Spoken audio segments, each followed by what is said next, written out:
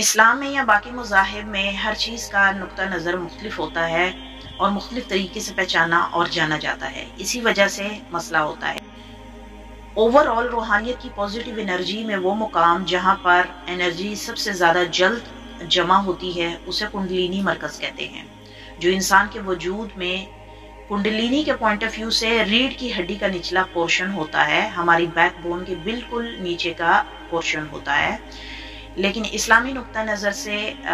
हमारा जो कुंडलिनी का एरिया है वो लतीफ़ा नफ्स का जो एरिया है उसको बोलते हैं। लेकिन पर्सनली मेरी अपने मुशाहिदे और मेरे अपने जो है तजुर्बे के मुताबिक जो मैंने ये बात महसूस की है कि कुंडलिनी जो एरिया बताया जाता है वो बेसिकली एक मरकज़ है। मरकज़ से मुराद कि जहाँ पे पूरी चीज़ जो है वो जमा होती है। सेम इसी तरह इस्लामी नुक्ता नज़र से अगर देखा जाए तो लतीफ़ा नफ्स का जो मकाम है वो हमारे नाफ के हिस्से पे होता है, यानी हमारे बेले बटन के बिल्कुल बिहाइंड में होता है। तो अगर इसको हम थोड़ा बारीकी से और तरीके से समझने की कोशिश करें तो हमें समझ आएगा कि जब इंसान मुराकबा करता है या मेडिटेशन करता है तो सबसे पहले नूर की तजल्ली जो है वो हमारे लतीफ़ा नफ्स के ऊपर पड़ती है। जब हमारे लतीफ़ा नफ्स में एक्टिवेशन होती है तो बिगिनिंग के अंदर क्या होता है कि तमाम रूहानी मामलात जो हैं या मुशाहिदात जो होते हैं वो इंसान पर ज़ाहिर होना शुरू हो जाते हैं। तो जब सालिक शुरू के दिनों में होता है यानी स्टार्टिंग पीरियड के ऊपर होता है तो उसको जितने भी मुशाहिदात होते हैं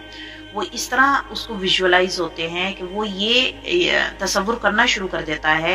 कि शायद मेरी बातनी नज़र जो है वो बेदार हो गई है।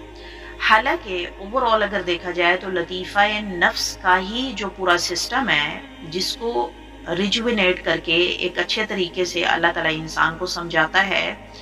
कि जब बातिन यानी रूह की नज़र जब देखेगी तो वो कैसा दिखेगा। तो उसके लिए एक एक्सपेरिमेंटल तौर से हमारे लतीफ़ा नफ्स के ऊपर जब तजल्ली पड़ती है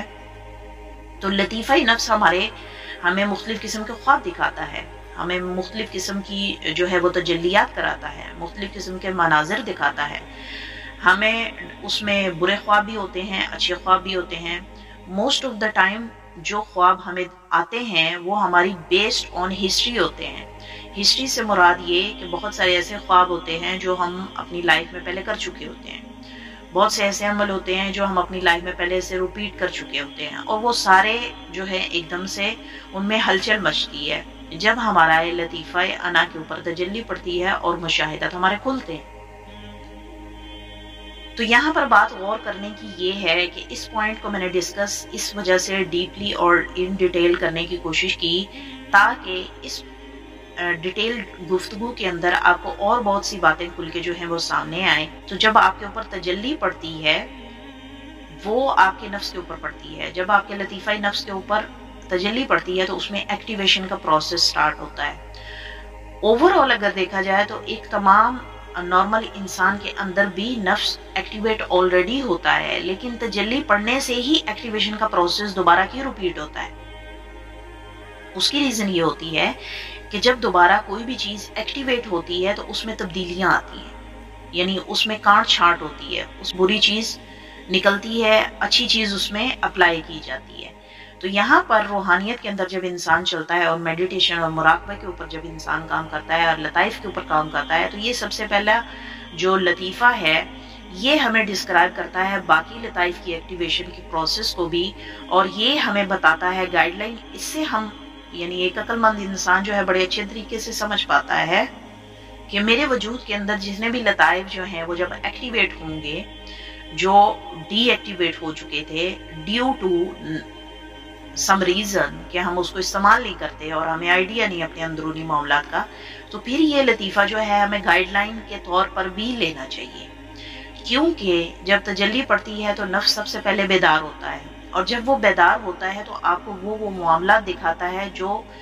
मामलात आपको बातनी आंख यानी थर्ड आई से बाद में नजर आते हैं। अभी ये डिपेंड करता है आपके ऊपर कि आप उन होने वाले मामलात को किस तरह डील करते हैं। बहुत सारे मेरे शुरू के सब्सक्राइबर थे जिन्होंने मुझसे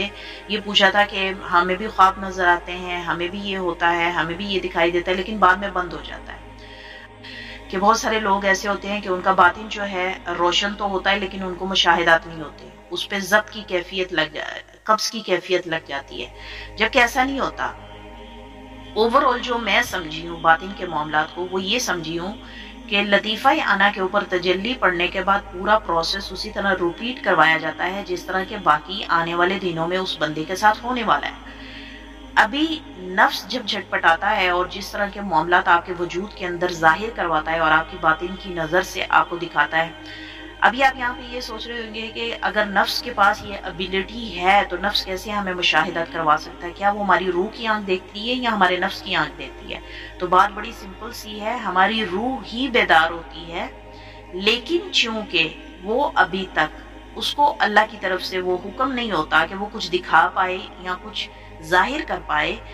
लेकिन उस सोर्स को यूज ईफाई नफ्स जो होता है हमें मुख्तलिफ तरीके की डायमेंशन के अंदर लेके जाता है, मुख्तलिफ किस्म की डायमेंशन में ट्रेवल करवाता है। जब हम मुख्तलिफ मकामात और जितने भी आलम हैं उनकी जब सैर करते हैं तो हम ये समझ लेते हैं कि शायद हमारा बातिन पूरा खुल चुका है और ये हमारी रूह की आंख देख रही है, जबकि ऐसा नहीं होता। यहाँ पे एक छोटा सा पॉइंट आपको बताना चाहूंगी, वो ये कि जब आपका लतीफ़ा नफ्स बेदार हो जाता है तो उसके बाद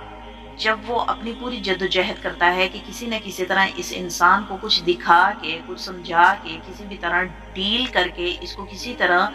डीमोटिवेट या फोकस कर दिया जाए, लेकिन जब एक बंदा रूहानियत के ऊपर चलता है और वो इन तमाम बारीकियों को समझ कर फूंक फूंक कर कदम रखता है तो फिर वो इसके इन चालों में या उसकी इन हरकतों के अंदर डाइवर्ट नहीं होता, तो वो उसको अपने वो क्या बोलते हैं पसे पुश डाल के जो है अपने काम पे लगा रहता है। इसलिए बोलते हैं कि रूहानियत में अंदर जब आप बातिन के ऊपर काम कर रहे हो तो आप में स्टेबिलिटी होनी चाहिए, सब्र होना चाहिए और मुकम्मल यकीन होना चाहिए उस ज़ात के ऊपर जिसके साथ आप जुड़ने जा रहे हैं, जिसके साथ आप कनेक्ट होने की कोशिश कर रहे हैं।